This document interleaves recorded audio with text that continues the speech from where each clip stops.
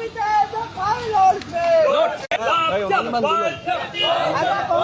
আমাদের যে প্রতিদিন কর্মসূচি, আমাদের কর্মসূচি আর বেশিক্ষণ হবে না, 2 মিনিট হবে। আমাদের জেলা সম্পাদক অনির্বাণ গোস্বামী আপনাদের কাছে বলবো আমাদের কর্মসূচি শেষ হবে।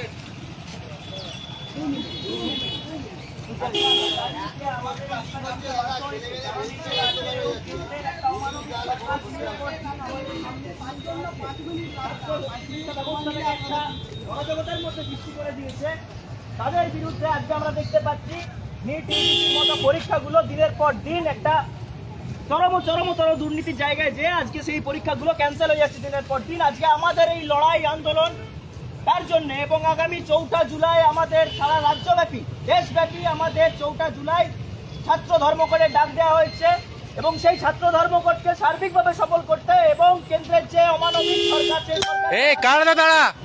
তার জন্য আমাদের এই ধর্মঘটকে চিরতরে সফল করার জন্য এবং ছাত্রছাত্রীদের পাশে থাকার বার্তা নিয়ে আমাদের আজকের এই প্রতিটি পথ অবরোধ, এই বার্তা জানানোর জন্য আজকে আমরা পথে নামতে বাধ্য হয়েছি। এবং আশা রাখি আগামী 4 জুলাই যে ছাত্র ধর্মঘট হবে সেটাই আপনাদের প্রত্যেকের অংশগ্রহণ,